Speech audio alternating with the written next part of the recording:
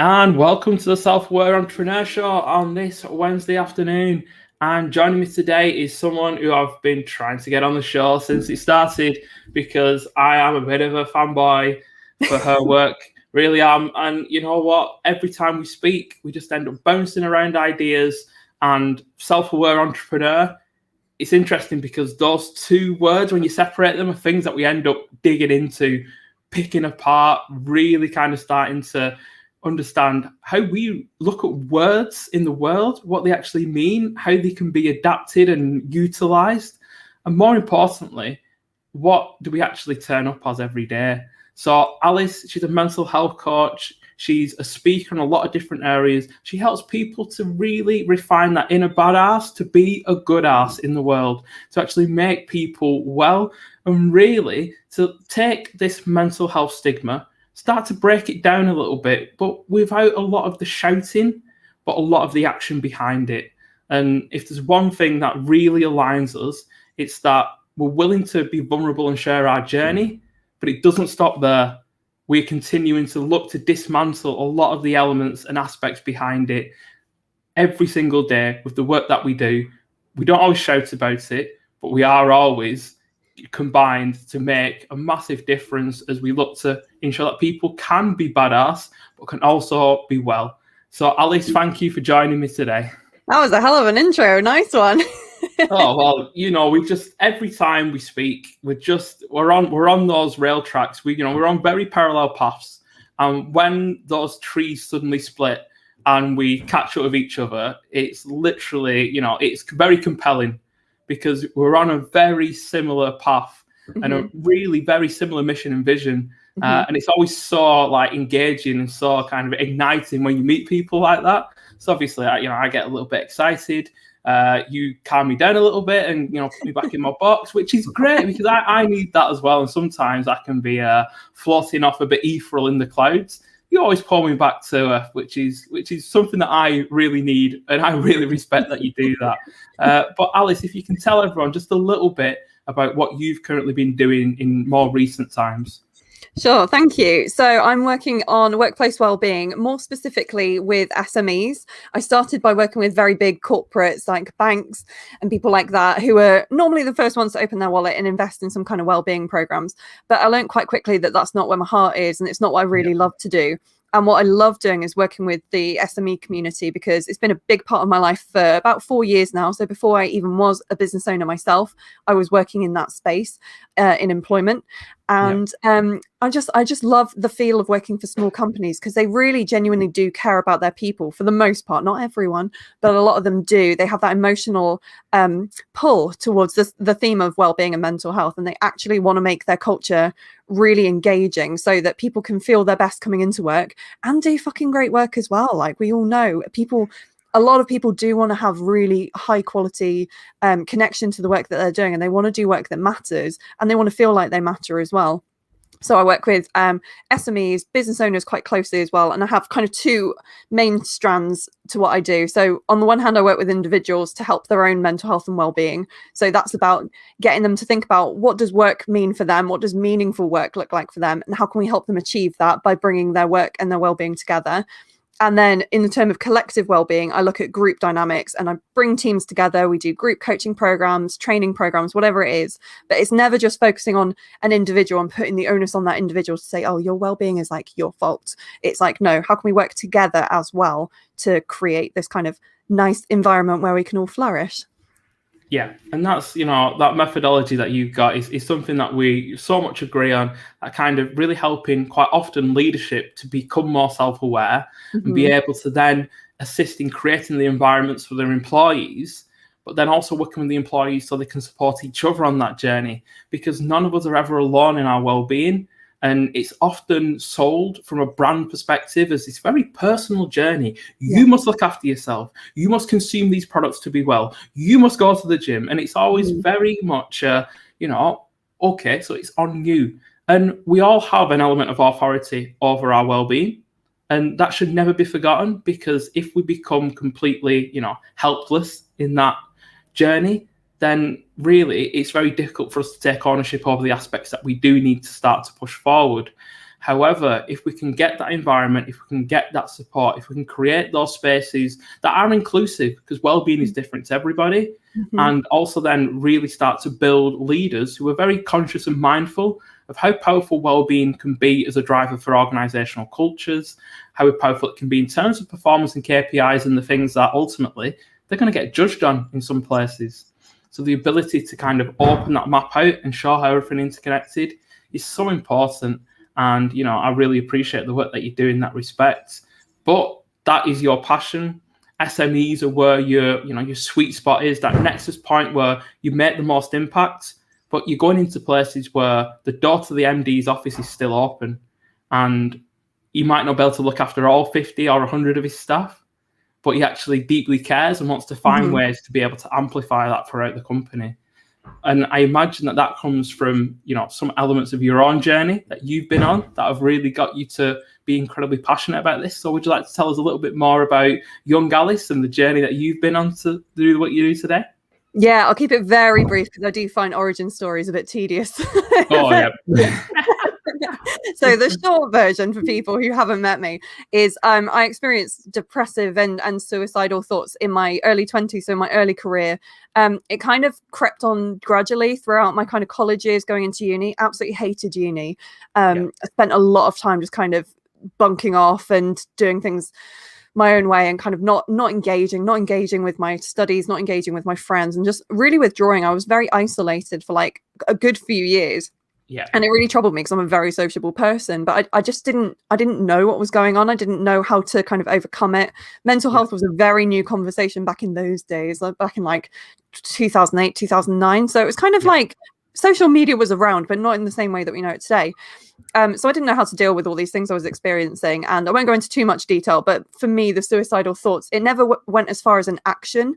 And this is something I like to kind of shine a light on, is that suicidality is a huge spectrum, and a big chunk of it is the thoughts and the feelings behind it. So for me, they were very recurring, very regular. And it's something that I kind of had to hit a wall to be able to come out the other side, unfortunately, because I just didn't have the self-awareness to be able to kind of self-correct. And so I had some time off from my job. I was working in hospitality at the time, overworked, underpaid, all the traditional things. And I was like, I wonder why I'm miserable. Hit this wall, and I needed an operation.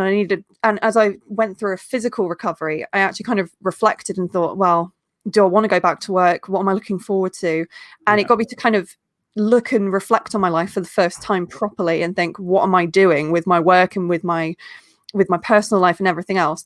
And so I really learned the importance of not just building and cultivating positive mental health, but just kind of engaging with your work as well and thinking about it, not just being swept along in the tide of like, oh, this will do, but kind of bringing some intention to it. So thus began a 6-year process of rehabilitating myself, which is a shitty term. I don't like using rehabilitation because it's all an ongoing process. We're all learning as we go. So it's not a case of like, I'm fixed now. It's very much, I just have better coping skills and better self-management skills now. So that led me to the work I'm doing. So I started doing lived experience speaking. That's how I started telling my story. And that led me to do a podcast. And then the podcast developed into a company. And the company is 2 years old tomorrow, which is cute. That's something we should all be celebrating. Now, I suppose the beauty is, Alice, that our stories are incredibly similar. And obviously I had, very similar mental health challenges, less around the suicide ideation, but more elements for me of really struggling to be able to express myself in any way. A lot of avoidant mechanisms. And obviously, most people know that I ended up locking myself in my dorm and, being extracted by security and being taken home. And, I was very lucky that I had, people who were looking out for me. And I did spend 2 weeks, completely isolating and cut myself off from the world. And for me, it actually ended up manifesting in trying to become more self-aware and access myself. But it wasn't until 5 years later when, I became really ill, lost the ability to walk, had a year of rehabilitation where I was able to actually process quite a lot of that. And that same kind of physical recovery opened up the kind of expansion, and then spent 5 years of building the ideas of Essentialize. So because our paths are so similar, it's absolutely no surprise that we kind of align and really find a lot of joy in doing what we do, but also an incredible amount of purpose and meaning. So what I want to do is, again, look at some of those different aspects, some of the challenges that you face, because, like you said, going into lived experience speaking is incredibly powerful. You've now started to align that with the industry experience you had and the expertise of learning a lot of different aspects, which creates an incredibly rich experience when people work with you. So in terms of that journey, that starting a business, how did that come about, and how do you feel on that journey of entrepreneurship, should we speak, that you make an active decision not to attach yourself to? Yeah, I very much remove myself from that, because for me, it just makes me think of like hustle culture and 8-figure nobodies, and I'm just like, oh, I don't want to be seen like that at all. Like, what I do is very much rooted in reality. It's very much unglamorous, and I see myself as a business owner first and foremost, and like sometimes not even that, because I'm a sole trader at the moment. I still am. I'm still trying to figure out business models and sucking and seeing different things. So I don't want to run before I can walk. So I don't feel this pressure to be like an entrepreneur, because for me, that's like 20 steps ahead. That's when you've automated all your processes and you've got 12 income streams. And like, that's not me yet. It might not ever be me, and that's okay. So yeah, that's a personal decision anyway. Semantics. But yeah, the journey's been everything you'd expect. It's been up and down, and like, it's been the most surreal and intense experience I've ever gone through. I think it's probably comparable to parenting. I'm not a parent, so I can't 100% validate this, but for me, it is not one of those things you can learn from a book. And like, I studied entrepreneurship and business ownership before I did it, and I was super fascinated. I always knew I wanted to do something for myself. I had no idea what it was, because my work experience is like all over the place, and it's so spread out, and it's so unspecialized. I really hated the idea of everyone saying you need a niche, you need to like be a specialist to be a success in this world. And I was like, I just didn't resonate with that, because I thought, surely it's a strength that I've done so many things and come through so many. I've changed careers, I've changed industries, I've had sabbaticals, I've had breakdowns, I've done all these different things. And I was like, there cannot be a way that this isn't valuable.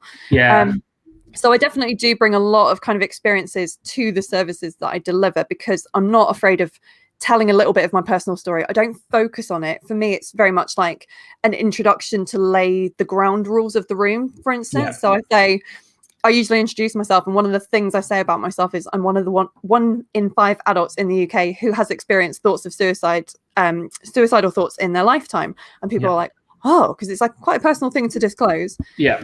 I don't go into depth, but it's very much laying the foundation for people to say, this is a safe space. I've shared something about myself.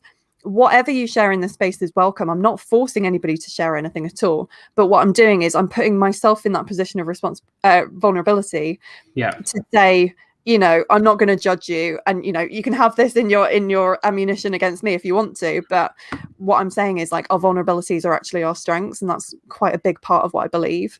Yeah, and that's massive in our work. And obviously that sensitivity, that ability to become more aware and be able to share, and it really plants a flag in the sand for other people in the room to actually be able to step forward into their vulnerability. And obviously that is really powerful. And again, we're both multi-passionate individuals. And by having that wider skill set, there's a lot to be said for being a generalist with a few specialist skills that you can draw upon in different situations to really help people. But also having that general base really allows you to understand how to pull in people to collaborate who have the specialist skills that you don't. And when we're all focused on this isolation, I must be an expert in this area, I must be a thought leader, and they pull out their origin story where, the dog died when they were 7 and they had to sleep on the floor when they were 14. And I was broke and I was homeless, but look at me now, I've got 8 figures and a rented Airbnb and a Lambo for 27 minutes on finance. And it's like, that's not vulnerability. And, our prices don't end in a 7, but what we do is actually provide insane value. So no, sorry, I had to just have a moment of laughing at myself in the old world of entrepreneurship. You got to do it. And like, I categorically avoid ending my prices in 7 now, because it's such a trope. I'm like, I just don't like, it's one way of differentiating like who you're working with. If their price ends in a 7, don't go near them. Yeah, well, it's that thing, isn't it, where like, even with this show, the self-aware entrepreneur should be able to actually take the word entrepreneur and liberate it from this idea of this persona that it's being put out into the world for the past 5 years. it's suddenly got this idea of some kind of business influencer. But actually, most of us are entrepreneurs. We're willing to take risks in our careers and switch industry. We're willing to set up our own enterprises and find our way there. We're willing to become self-employed, be sole traders, be freelancers. Everyone who is doing that is taking a risk in business. And therefore, many more of us are entrepreneurs than we truly believe. And actually, I want us to liberate and take the turn back from those self-titled people who have decided that they want to, horn it off and utilize it to sell to other people this unrealistic dream. And I'll stop ranting about that now. Because no, I love that. Like you've sold me on that. I'm actually one round to the course now. So yeah, let's take back entrepreneurship. Yes, let's take it back. Woo! Military coup, where we wave form hands at people and point those form fingers. Taking down the gurus. Yes, we've got to do it, Alice. It's just part of our journey. But what I want to kind of dig into, Alice, is again some of the challenges you've faced in the industries that you've worked in. And obviously, we've spoken about the challenges hospitality is having with recruitment at the moment, and how your own experience of working in hospitality wasn't as particularly as hospitable as you would expect. Yeah, it's the way I describe it to people who haven't been in hospitality is it's like an abusive relationship. Like on the one hand, it can be the most fun you ever have in your life. It can be the most engaging, exciting, fast-moving adventure you'll ever go through. And then some days are just the worst thing ever. You leave physically and mentally and emotionally empty. You're bankrupt from everything you put into the job. And people are treating you with disrespect, not just clients, but you can have terrible managers and terrible practices that are going on, and you're understaffed, and the company is unwilling to pay a decent amount of money. Because I used to control my budget at the coffee shop where I was a manager when I got signed off. Yeah. And the budget that I was given like a 14% allowance for staff, which if anybody's tried running a business where your 14% of your turnover goes on staff, that is nothing. I think as a minimum, you should have about 25% of your outgoings going on your staff if you want to have, good staff on decent pay. Oh, yeah. And just to be working the way we did for the, it was ridiculous. And I ended up working so many hours because I was on a salary, so that didn't come out of my budget. So the best way to, manage the books effectively was to tell my staff to take a day off, even though they wanted the hours. And then I would work their shifts, and I would work chronically understaffed on my own shifts because I knew I could handle it, in air quotes. And it's like, and that's chronic. That's not just my experience. That is copy pasted in so many cafes and bars and restaurants across the world. And now the industry is turning around and saying, oh, guys, we miss you. We want you back because, furlough's ended and you've all got other jobs. What do you mean you're leaving the industry? And it's like people have woken up to the fact that they've been mistreated. That's what's happened. They've gone and got other jobs and they're exploring different avenues because their skill sets haven't been appreciated or nurtured or whatever it can be. And you do get some companies that do buck this trend. Yeah. And they pay very well and they nurture from within, and they can be a really great career option for some people. But I'd say they're in the minority. They're not the trend that I see. So I originally, when I set up the company, I thought it would be great to go back to hospitality and do wellbeing training in hospitality. But I realized, I think the chip on my shoulder is too big for one thing. But also I think it's best left to other people who know the hospitality industry as it is now, because my experience is quite a few years out of date as well. Yeah. And I just really don't think it's going to change anytime soon. I really don't have that trust. Whereas in other companies that I work, I trust and I really believe that people want the changes that they're talking about. And I could spend a lot of time trying to hit my head against a brick wall, trying to get everybody to invest in their people and invest in well-being. A lot of people are box tickers, and I choose not to work with the box tickers. But then also some people think that they're willing to do the work and then they're not. And some industries are worse for that than others. Yeah. So it's been really interesting in the past couple of years, just kind of dabbling in different things and being like, okay, that's a bit of a misfire for me. That's a bit of a misfire, and trying to figure out where I sit and where my happy place is. And the happy place for me is with the small businesses and the small business owners, because they feel the impact of everything they're going through. They can feel it every single day when they walk into their office and their team are drained and they're exhausted. Like, they feel that on a visceral level, so they know that they want to implement those changes. Yeah, and there's something so powerful because, again, in a similar way, Like for me, it was about actually going out there and trying to deliver in a number of different industries, at a number of different sizes, in a number of different cultures, and being able to see what resonated and what I enjoyed. And that has again shaped me to deliver what I do today. And it's really important to do that. And again, the SME thing is so pivotal, because those people who make the decisions to, actually build that strategy in to bring well-being into the workforce, they feel every vibration of that organization's culture. They're not yet stuck in silos so thick that it doesn't really matter what's happening in the silo next to you. And, in a similar way as well, we talk quite passionately about, we would love to swing sledgehammers around and smash a lot of silos.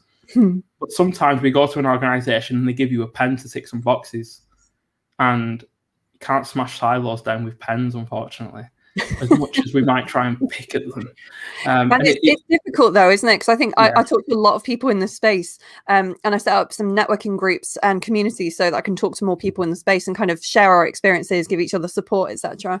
And it's a conversation that we keep coming back to of, do we take those kind of pen pusher jobs, those contracts? Some people take it just for the money, and that's a legitimate reason to take a job. Like, we all need to live, we all need to pay our bills, and sometimes it can give you the momentum, it gives you learning experiences, etc. And then some of us want to take it because, not because we think the whole system can change overnight, and we don't think it will, but because we know we can help those people that are there on the day, and we might be able to deliver something that will be useful to some of those people. So it really is, you have to kind of assess each job as it comes in and think, does it contradict my values? If so, if it's in a way that I'm uncomfortable with, I absolutely won't do it. But occasionally there will be jobs where I think I can do some good here. I think I can be useful. It's not going to change the world tomorrow, but I'm happy to just change 1% of one person's day, and that's enough for today. So there are kind of arguments on both sides. We could really get up on our high horses about it and be like, I refuse to work for anyone that doesn't understand my mission. But ultimately, we've all got to start somewhere, and any movement is better than no movement, in my opinion, as long as it's going in the right direction. That is the main thing. It's got to go in the right direction. Yeah, I definitely think that, as impact and mission-driven individuals, going into those places, it's something that we can do sometimes to make our businesses more sustainable. And the more sustainable our businesses are, the more impact we can make. There are the elements around even shifting the needle a little bit in a big organization can actually create quite a big shift. And a lot of this kind of, cultural movement is incremental, and being able to be part of that incrementing dial sometimes is really powerful. But also what it does is it shines a light on some of the areas where we might be able to, gain a lot of traction and make a lot of impact in the future. And being in those scenarios gives us a vision of those, but also starts to build a level of trust for us to start to go in some areas where a business wouldn't necessarily identify they had a problem there and wanted to fix it now. But when you're in there in a position of trust and respect from the work that you've done, you might just be able to start to prod some other little bits and drop in some little seeds in areas to grow and flourish in the future. So again, like we say, it's about really thinking and putting it through those lenses, those numerous lenses that we, as business owners all have for the decisions that we make, and how is it going to align with what we want to achieve, the difference that we can make, and ultimately, our energy. Because another thing we talk about quite a lot is energy and attention management, rather than a lot of this time management stuff, because time is finite and time is gonna, tick along as it does, but we can actually control how we use that time by managing our energy and managing our attention.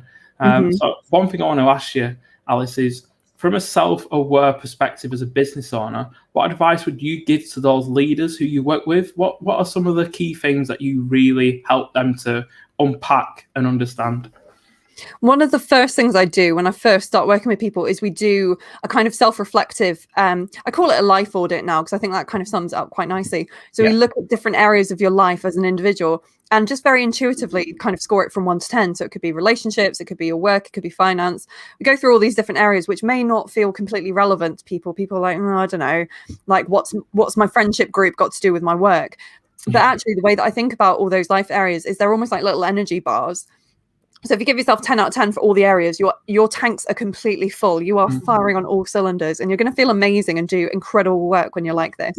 But if any of those are in deficit, if you've got a 3 out of 10 somewhere, that is like a hole in a leaky bucket. And no matter how great your work might be or how great a couple of areas could be, as long as that leak is there, it's going to feel like a struggle, or, you know, there is just a capacity and there's a potential there to be topping up your energy in a way you might not have even anticipated or set as a priority.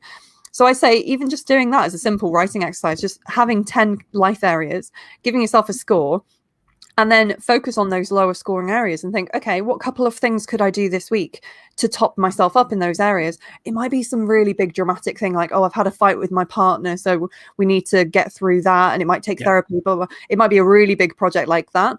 Or it could be as simple as, I have no energy. My rest category is decimated because I've had some terrible night's sleep.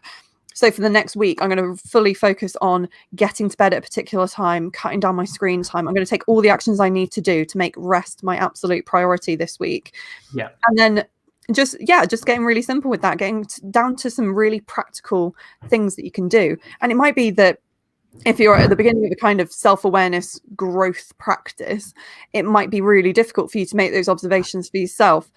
So it is worth getting some common sense advice from people around you. If you think that'll help, have a conversation with some friends and say, look, I'm really struggling with my sleep at the moment. What do you think I could be doing? What do you guys do? You know, Google has a lot of answers, Instagram influencers, you know, there's so much advice out in the ether about practical self-care, mental health management skills, all these kind of things. And again, that's not to put the onus completely on the individual. Yeah. But what I'm saying is you can find information in a lot of places to start that line of self-inquiry, and then reach out to people, ask other people for advice, ask people you trust, or maybe it could be strangers on the internet. Sometimes strangers have the best advice and they won't judge you for it because they don't know you. Well, they do. And that's really powerful. And it comes down to, you know, almost 3 simple things there. Start to reflect, because it gives you those reference points. Start to experiment. You know, there's lots of little things you can try that are actionable, that are relatively simple, and that peer support element. Because, funnily enough, the people you spend a lot of time with and who know you well often know you better than you know yourself, and are actually more available and there for you than you'll ever know. And if you even start to, you know, reflect, experiment a little bit, don't always take what you find on Google for trusted, because ultimately we all are unique and individual.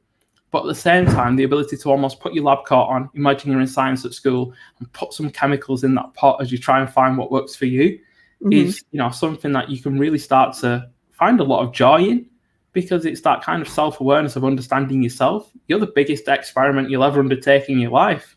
100%. You are your biggest project. And I think that's such a good approach that you've just outlined there, because that is really how I see this. Because I say to people all the time, imagine if we'd have done this in school. Imagine if they'd have cultivated self-awareness in a positive way when we were in school. Like, how much further along would we all be, rather than just learning about the world around us, learning about what is the impact of the world around us, on our self-esteem, because we are a product of our environment. It's not just it's not all innate within us. Like, we are a product of our upbringing and our schooling and the social messages we get from our society and stuff. And like, if more of us went through this kind of self-exploration process, we'd all get a lot further along and we'd all be a lot happier. Yeah, and it's just that thing where I suppose in the world we've come into, a lot of it is external. We've got our little radars up, looking and searching.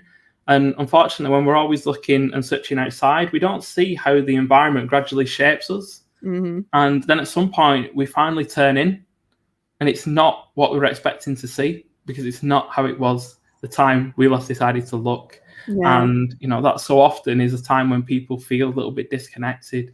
But as we come towards the end of the show, Alice, we covered some great stuff. You know, we could talk and be live with you for hours, and we really could, because it's what we do on a regular basis. But Alice, can you tell us a little bit more about what's coming in the future for yourself, Dark Coffee, and your mission? Thank you. So I've got some really exciting things on the horizon at the moment. One of the things I'm the most excited about is the Mental Health Meetup, which is my monthly free meetup for wellbeing professionals and people who want to meet them. So if you're a professional in another industry, but you want to meet wellbeing people and talk about stuff that matters and how you can help your team, I welcome people to come along to that. It's the second Wednesday of every month. all the details are on my LinkedIn. Just have a little look on there. Doing a lot of one-to-one coaching, because I've realized even more so than the group stuff, like my biggest passion and thing I really love working with is the business owners. So I've got a lot of one-to-one clients for the next month. And actually I'm fully booked for July, which is amazing. Like, I'm so happy. Again, like 2 years in, I'm like, oh, finally I'm hitting all those milestones I wanted to hit. So yeah, taking inquiries for August going into September time as well. So if you're looking to look at the mental health and well-being of your teams going into the end of the year, I'm taking inquiries and chatting to people now. So easy to find on Instagram and LinkedIn. That's where I hang out. Super. So yeah, look out for Alice on LinkedIn, Instagram. She has a podcast as well. What's the name of the podcast, Alice? It's called Dark Coffee. So yeah, easy to remember. There we go. And you can get, hours and hours of Alice bringing up some wonderful topics, and all while you're walking around, driving around, or doing whatever you're doing, Alice can be with you, and you can be getting all that value just by tuning in. So, as we come towards the end of the show now, Alice, can you give us one tip on how people can turn up and be a badass in their own lives? I think I'm going to keep it traditional. I'm going to go back to what we said about self-reflection. Like, I'm a huge advocate of journaling. I think getting your thoughts out of your head and onto paper is massively healing for people. Even if you don't consider yourself a writer, that is my go-to thing that I recommend everybody start with. Just get to know yourself a little bit better. And one of the best ways to do that is just rant in a little journal 10 minutes a day.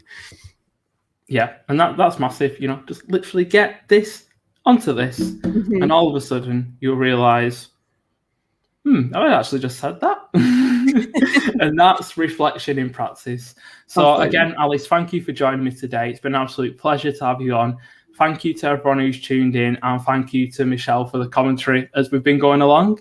We are, so proud to be able to just give a little bit of time to you, especially in the middle of the week when a lot of people are just starting to slump a little bit, probably because they've, celebrated too much yesterday after the football. Maybe. Yeah. But ultimately, it's been a pleasure to be with you. Thanks again for Alice for joining us. And we'll be back again tomorrow where we'll have another entrepreneur journey to explore. And this one has a range of challenges. She's, really built something that's very, very different. And ultimately, in a very similar way to Alice, doesn't see herself as an entrepreneur, but she's actually got something which is really, really interesting. So I suggest you tune in. And until then, have a great Wednesday.